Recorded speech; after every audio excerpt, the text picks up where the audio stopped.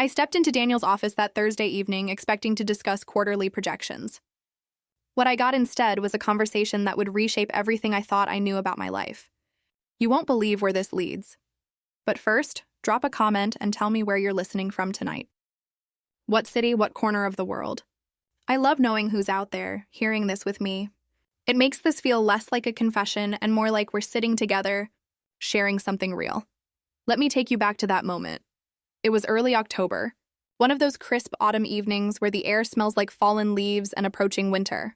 I'd stayed late to finish a presentation that had been fighting me all week. The building was mostly empty, just the hum of the heating system and the occasional elevator chime echoing through the halls. I'd been working under Daniel for nearly 4 years. He was the kind of leader people respected without questioning why. Mid-40s, always composed with the kind of quiet authority that made chaos seem manageable. He wore navy suits that looked effortless, and he had this way of listening, really listening, that made people trust him instantly.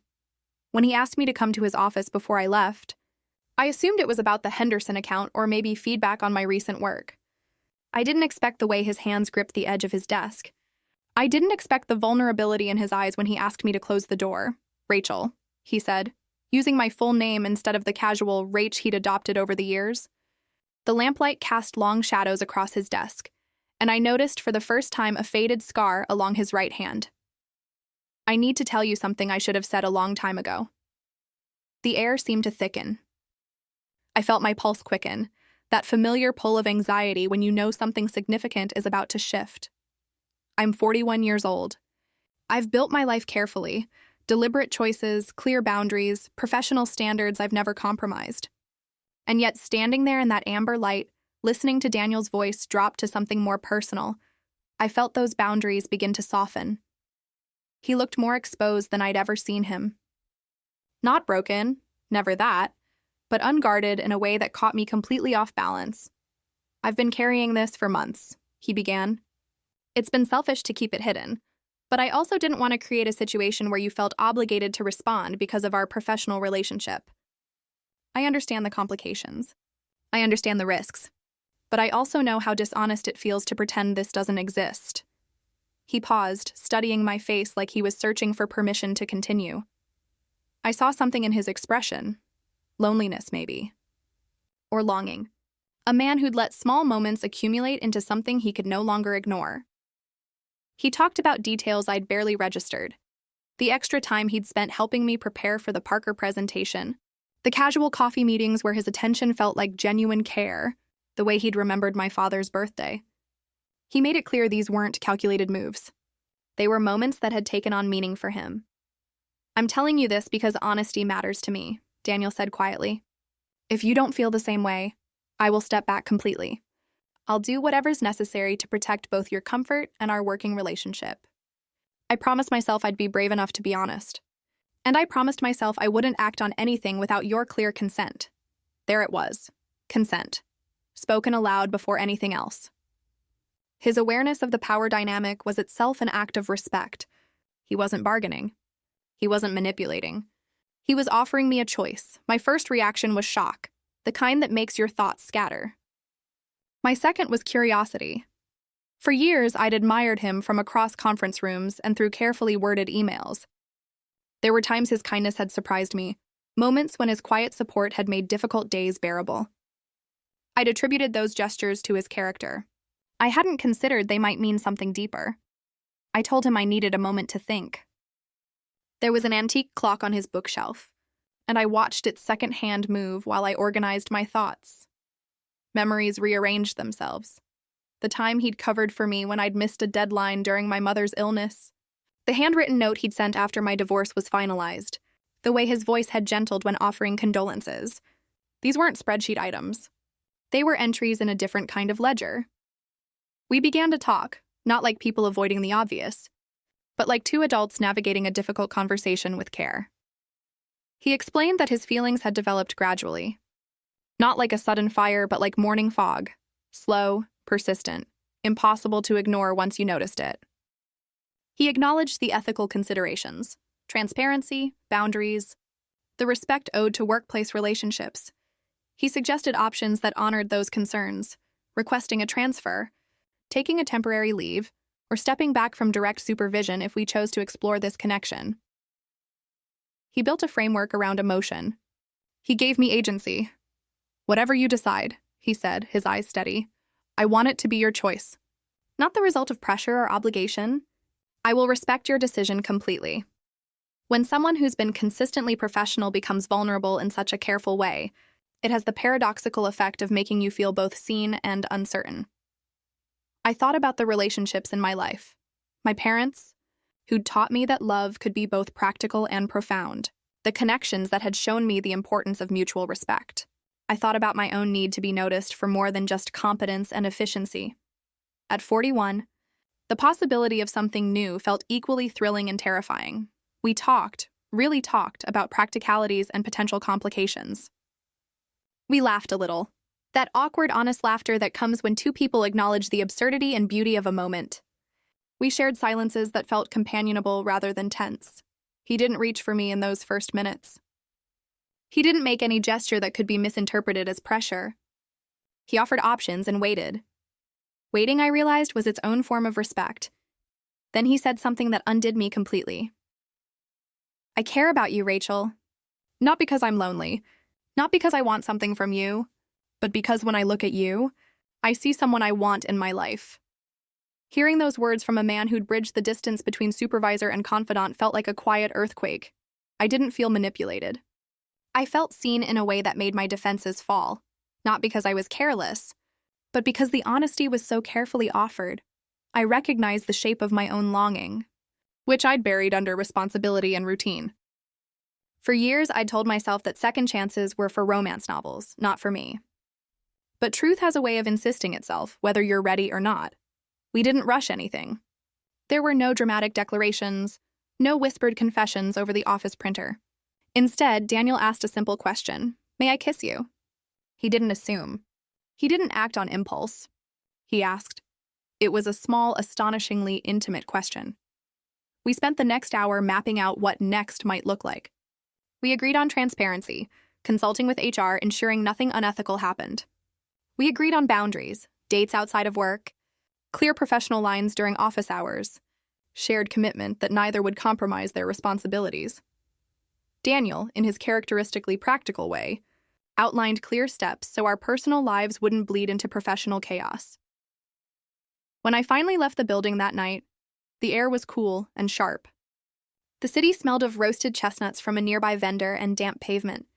I walked slower than usual, holding my bag like I was protecting the secret we'd created together. I felt, for the first time in a long while, both vulnerable and alive. Old certainties had shifted. New possibilities had arrived like unexpected mail. I found myself smiling at strangers because something inside me, something brave, had been given. Permission to exist. I don't know what tomorrow will look like. Or next month, or a year from now. I don't know the practical challenges we'll face or the adjustments that will test us. What I know is this. Daniel closed the door and chose truth. He created space for consent and boundaries. And in the way he placed respect before desire, he gave me something I didn't know I needed. The chance to decide for myself. The next morning, the city felt transformed, as if it had witnessed what happened in Daniel's office and rearranged itself accordingly. The autumn air was crisp and clear, leaves skittering across sidewalks like whispered secrets. I walked to work slowly, savoring the quiet before routine reasserted itself, aware that my thoughts kept drifting to Daniel, to the weight of what we'd shared, the tenderness of it, the strange thrill of possibilities unspoken. I arrived at the office with equal parts anticipation and caution. Part of me wanted to retreat, to convince myself the previous evening had been a dream. But another part, braver, more curious, urged me to face the day with open eyes. Daniel was already there, reviewing documents at his desk. He looked up when I entered and offered a small, knowing smile that made my chest tighten. That smile wasn't flirtatious. It wasn't presumptuous. It was recognition, a quiet acknowledgement of shared vulnerability. We'd agreed to maintain professionalism during work hours, yet the space between us felt charged in a way that needed no words. He handed me a folder with that same steady precision I'd admired for years. Our fingers brushed briefly, just a heartbeat, and I felt an electric current in that touch, a reminder that last night had fundamentally changed our dynamic. Meetings were harder to navigate than usual. I kept catching glimpses of him across the conference table, seeing him not only as my supervisor but as someone who'd opened a door I hadn't known I'd been waiting for. At lunch, Daniel suggested a walk, just the two of us, away from the fluorescent hum of the office. We strolled through the business district, the city alive with midday energy. There were comfortable silences, punctuated by small observations, a comment about the changing season, a remark about the coffee shop on the corner. Each word seemed to solidify a connection that felt both new and familiar, like recognizing a melody you'd forgotten you knew. We talked honestly about what the previous night meant and what the future might hold. Daniel reiterated his commitment to maintaining boundaries, to not letting personal feelings interfere with professional responsibilities. I shared my own concerns about office gossip, about crossing lines that couldn't be uncrossed, about protecting what we'd built professionally. We didn't have all the answers, but we had each other's willingness to navigate this together. There was laughter too, not nervous laughter, but the lighter kind that comes when honesty removes pretense. We shared stories from our pasts, small revelations about what had shaped us, what had made us cautious, what had taught us to value trust. I learned things about him I hadn't noticed in 4 years, the quiet loneliness behind his composure, the way he measured kindness, the subtle humor beneath his seriousness. When afternoon arrived, the office felt both ordinary and extraordinary. Ordinary in its routine rhythms, extraordinary in the awareness that everything had shifted subtly. Our glances carried weight. Our shared silences felt meaningful. And yet in every interaction, the mutual respect we'd cultivated over years served as an anchor, reminding me that even profound change could be navigated with integrity. By day's end, I found myself alone in the break room, making tea and reflecting. I thought about the choices Daniel and I had made, the rare combination of emotional intimacy and ethical consideration that had guided us. And I thought about the truth I'd realized. Connection, when approached with honesty and care, could be deeply transformative. Daniel joined me quietly, leaning against the counter. He didn't rush, didn't fill silence with unnecessary words. We simply existed in the same space, acknowledging each other without intrusion. Then, in that calm, he said, "Rachel, whatever happens, I want you to know that this, what we're discovering, means more to me than I can properly express. But it also means respecting you above everything else." In that moment, I understood that the depth of what we were experiencing wasn't just in the excitement of new emotional territory. It was in the care, the patience, the unwavering respect we offered each other. It was in being fully seen without pressure or expectation. And it was in the freedom to choose how to move forward. That evening, I left the office feeling lighter than I had in years. The streets were quiet, with only streetlights reflecting off damp pavement. I walked slowly, savoring my own heartbeat and the awareness that my life had quietly, profoundly shifted. Daniel and I hadn't solved every question or charted every complication. But we'd begun a journey together, one defined by honesty, choice, and mutual respect. Looking back, I realized that the night he closed his office door and the hours that followed were more than personal revelation. They were a turning point. They reminded me that intimacy and care could coexist with professionalism, that boundaries could be respected even in vulnerability, and that emotional honesty could create a foundation strong enough to explore even the most unexpected connections. Sometimes, life surprises you with moments that feel dangerous and impossible, moments that could unmoor you from everything familiar. And sometimes those moments, when met with honesty, respect, and consent, can transform you in ways you never imagined. As I walked home that night, I didn't feel unmoored. I felt grounded, open, and ready to explore unexpected paths that, for the first time in a long while, I was genuinely excited to follow. In the quiet of my apartment, I poured a glass of wine and sat by the window, reflecting on what had begun. I thought about the courage it took for Daniel to speak, for me to listen, and for both of us to navigate the delicate space between desire and duty. I thought about possibilities, unknowns, and choices yet to be made. And I felt deeply that this, whatever it became, was a connection forged not only by emotion, but by mutual respect, care, and honesty.